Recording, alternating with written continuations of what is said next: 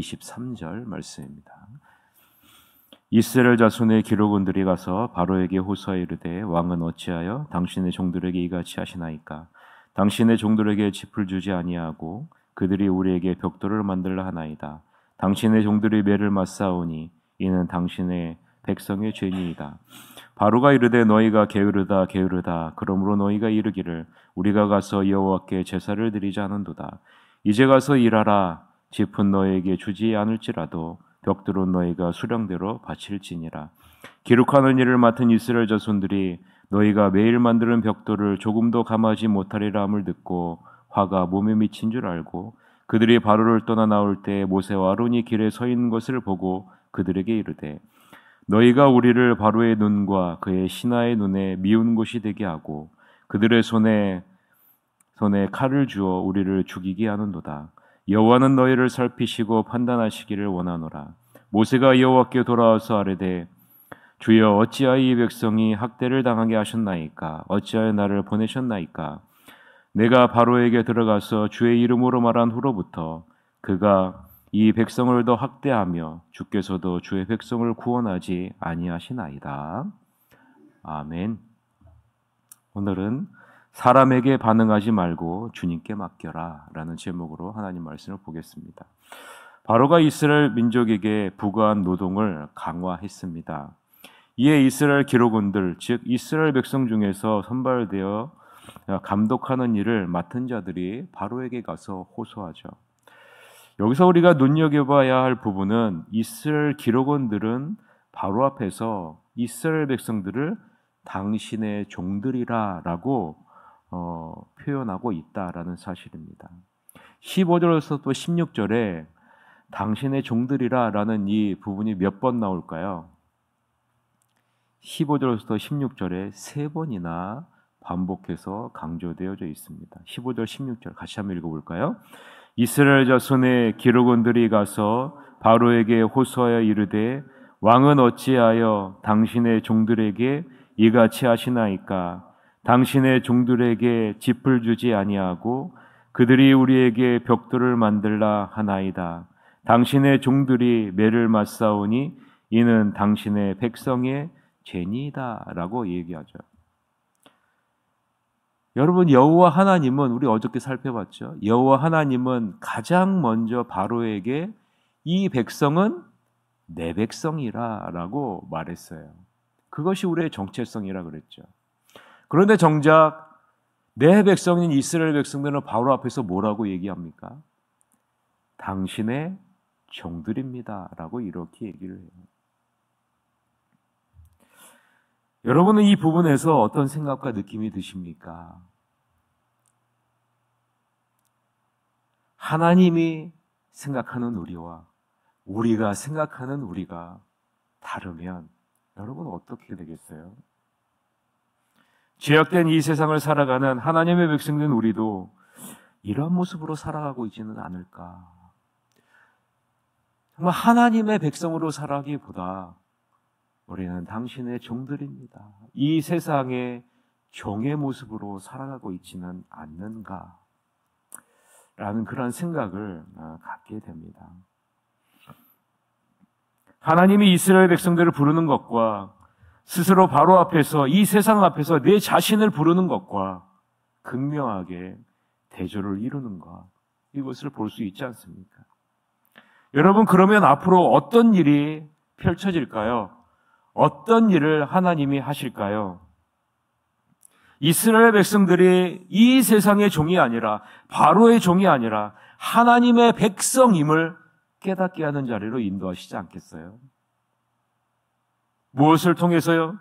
애굽의 10가지 재앙을 내려서 홍해를 가르셔서 광야로 인도하셔서 반석을 쳐서 물을 내심으로 하늘에서 만나로 먹이심으로 구름 기둥과 불 기둥으로 인도하심으로 보호하심으로 이스라엘 백성과 함께 머물면서 하나님은 무엇을 보여주십니까? 너희는 내 백성이라. 너희는 내 백성이라 라는 사실을 보여주지 않겠습니까? 하나님이 10가지 재앙으로 애굽을 치신 이유가 바로 이것입니다. 이스라엘 백성들을 깨우치시기 위해서 일하시는 거예요. 이것을 통해서 이스라엘 백성들이 무엇을 알게 하십니까? 자신들을 위해서 역사하시는 여호와 하나님을 의지하고 신뢰해야 한다라는 사실을 배우게 하지 않겠습니까?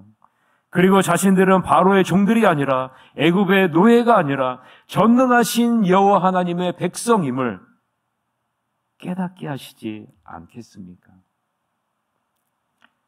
이스라엘 자손의 기록원들은 바로에게 호소합니다. 여러분, 호소했다라는 말의 의미는요, 부르짖었다는 말이에요.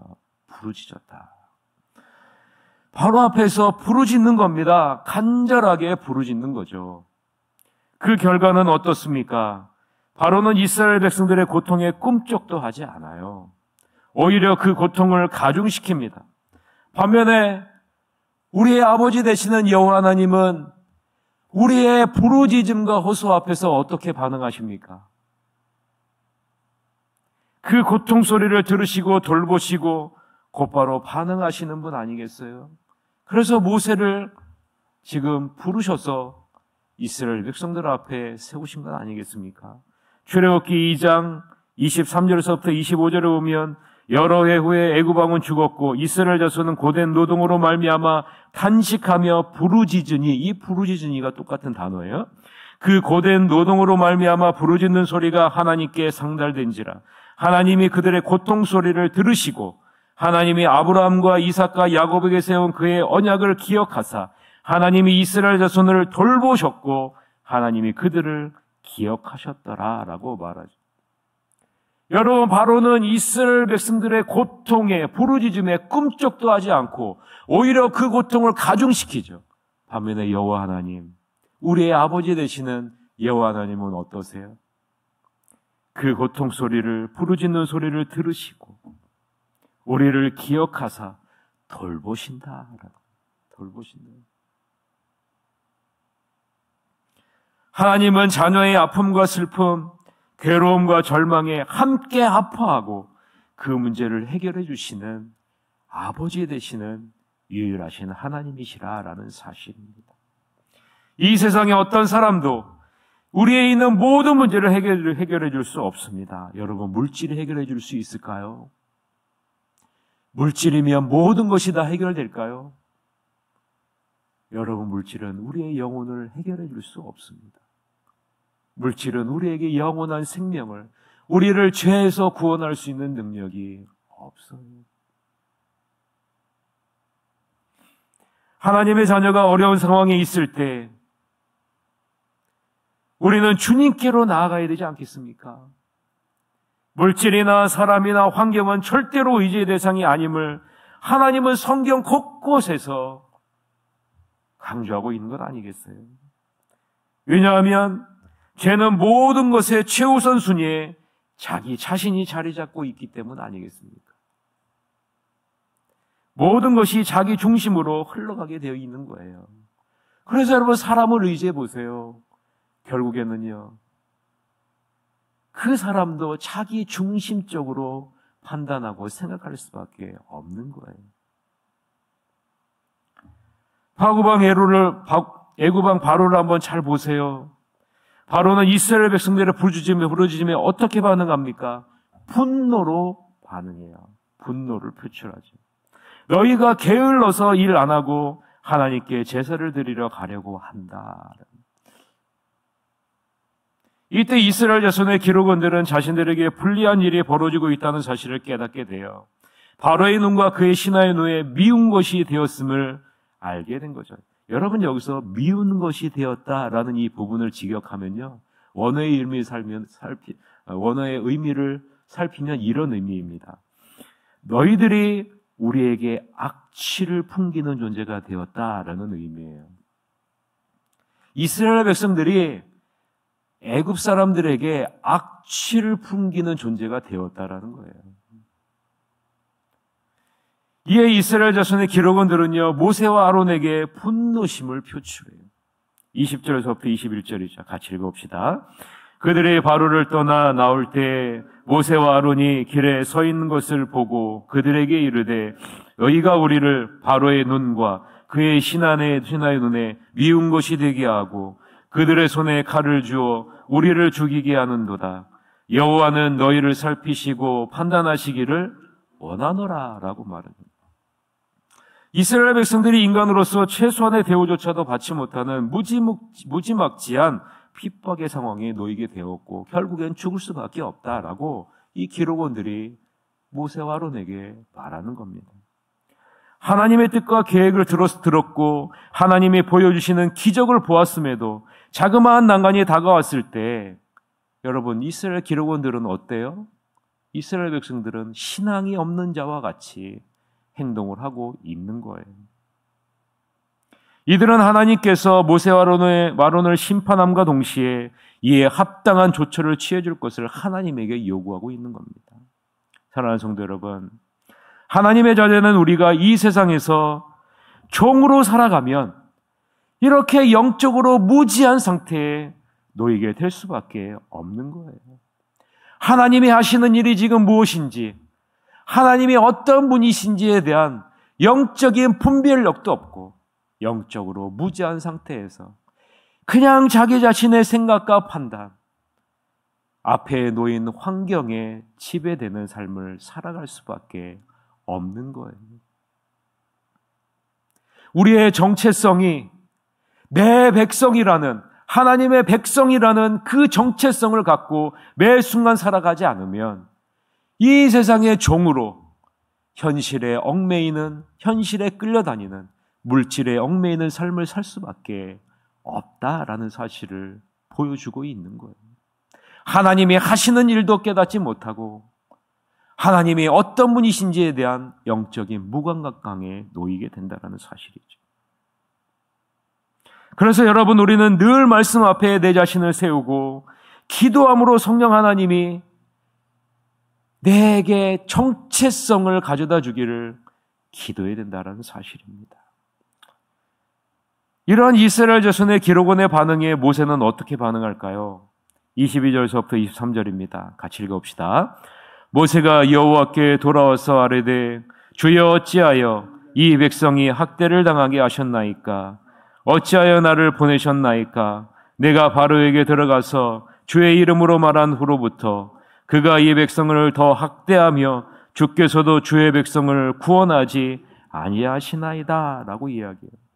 여러분 한번 잘 보세요. 모세는요, 사람에게 반응하지 않아요. 모세는 사람에게 반응하지 않습니다. 어디로 갑니까? 여호와 하나님 앞으로 가져가요. 이 모든 것을 가지고 사람 앞에서 일희일비하지 않고 이 모든 문제를 모세는 가지고 어디로 가요? 여호와 하나님 앞으로 가져가는 거예요. 여러분, 이 문제를 사람이 해결할 수 있습니까?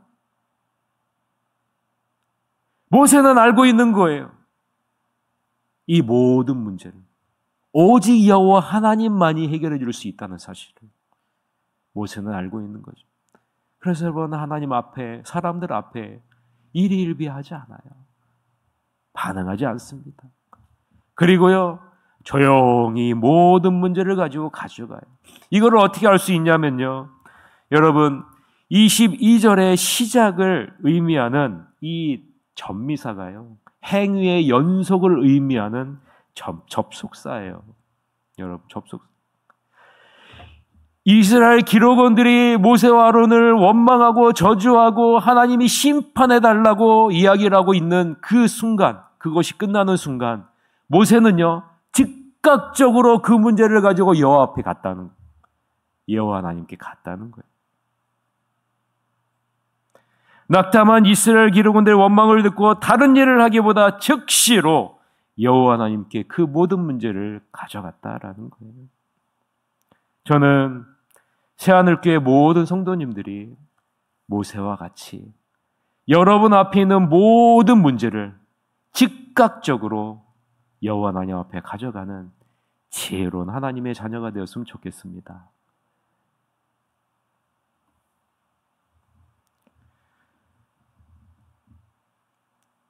모세가 낙담한 이스라엘 기록원들의 원망을 듣고 즉시 여호와 하나님께로 갔다라는 사실은요, 여호와 하나님 앞에 가야 힘을 얻을 수 있다는 것 아니겠어요? 여호와 하나님 앞으로 가야 새로운 힘을 얻을 수 있다는 것 아니겠습니까? 여러분, 우리 앞에 놓여져 있는 환경을 절대로 녹록지 않습니다. 우리를 낙심하게 하고요. 우리를 좌절하게 하고요. 우리의 힘을 족족 빼놔요. 좌절하고 낙심하게 만들죠. 그러나요, 우리의 모든 이 문제를, 어렵고 힘든 이 상황을 여호와 하나님 앞으로 가져가게 되면 여호와 하나님은 우리에게 힘을 주십니다. 그것을 모세는 알고 있는 거예요. 사랑하는 성도 여러분, 상황의 변화나 사람의 반응에 요동하지 마시기를 바랍니다. 하나님께서 사명을 받은 하나님의 자녀는 그에 합당한 능력도 주신다는 사실을 잊지 말고, 어려운 난관이 여러분 앞에 다가왔을 때 내가 하나님의 백성임을 굳건하게 붙잡고 하나님 앞으로 나아가 간절히 기도하시는 여러분이 되시길 바랍니다. 그러면 하나님께서 반드시 여러분에게 응답하시고 힘을 주시고 선한 길로 인도해 주실 것입니다. 시편 91편 15절에 보면 그가 내게 간구하리니 내가 그에게 응답하리라. 그들이 환난 당할 때 내가 그와 함께하여 그를 건지고 영화롭게 하리라 라고 말씀합니다. 이것이 하나님의 백성된 우리들에게 하나님이 주신 약속이에요. 간구하라. 그러면 내가 응답하리라.